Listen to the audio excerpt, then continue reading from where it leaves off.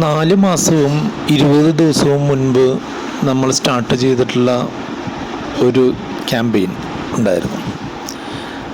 കേരളത്തിലെ ഏറ്റവും വലിയ മണി ചെയിൻ തട്ടിപ്പിനെ എക്സ്പോസ് ചെയ്യുക എന്നുള്ള ക്യാമ്പയിൻ. അതിൻ്റെ വളരെ പ്രധാനപ്പെട്ടൊരു ദിവസമാണ് ഇന്ന് രാവിലെ തൃശ്ശൂർ വലിയാലക്കിലുള്ള ഹൈറിച്ച് ഉടമകളുടെ വീട്ടിൽ, ശ്രീനയുടെയും പ്രതാപൻ്റെയും വീട്ടിൽ EDയുടെ റെയ്ഡ് നടന്നിട്ടുണ്ട്. ഏകദേശം 1000 കോടി രൂപയുടെ ഹവാല ഇടപാട് നടന്നു എന്നുള്ളതാണ് ഇതിൻ്റെ ആധാരമായിട്ടുള്ള ഒരു കേസ്. ഇത് പ്രത്യേകിച്ചും നടന്നിട്ടുള്ളത് നവംബർ 27, 2023 ഞാൻ നമ്മളുടെ ചാനലിൽ ഒരു കമ്മ്യൂണിറ്റി പോസ്റ്റ് ഇട്ടിട്ടുണ്ടായിരുന്നു.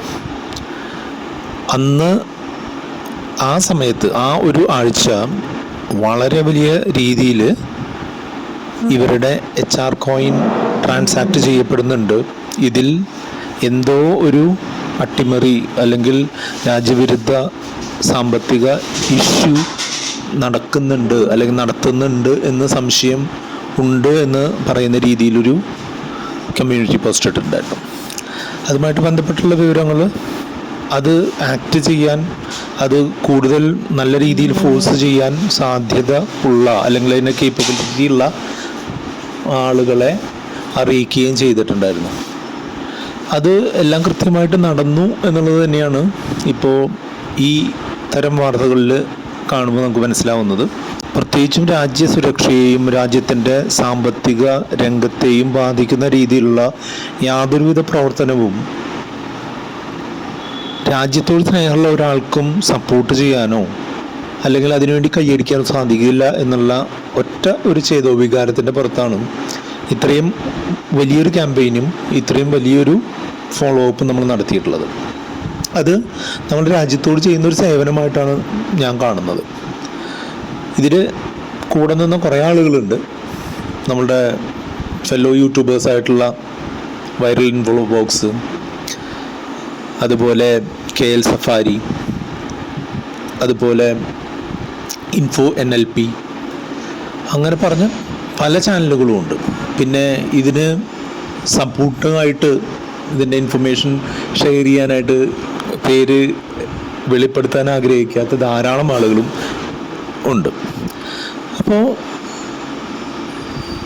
സാധാരണക്കാരായിട്ടുള്ള കുറേ ആളുകൾ വളരെ അറിവില്ലായ്മ മൂലവും ചിലർ അത്യാഗ്രഹം മൂലവും ചിലർ അവരുടെ ജീവിതാവസ്ഥകൾ മൂലവും ഇതിൽ പെട്ടിട്ടുണ്ടെന്നുള്ളത് സത്യമാണ് എന്നുണ്ടെങ്കിലും ഇത്തരമൊരു നിയമവിരുദ്ധ പ്രവർത്തനം അല്ലെങ്കിൽ നിയമവിരുദ്ധമായിട്ടുള്ള ഒരു ബിസിനസ് രാജ്യത്തിൻ്റെ സാമ്പത്തിക അവസ്ഥയെ പ്രതികൂലമായി ബാധിക്കുന്ന തരത്തിലുള്ളൊരു ബിസിനസ് വളരെയധികം കാലമൊന്നും ആളുകളെ തട്ടിച്ചുകൊണ്ട് മുന്നോട്ട് പോകാൻ പറ്റില്ല എന്നുള്ളത് ഈ സാമ്പത്തിക കാര്യങ്ങളെ പറ്റിയിട്ടുള്ള ചെറിയ അറിവെങ്കിലുള്ള ആളുകൾക്ക് മനസ്സിലാവുമെന്നാണ് കരുതുന്നു.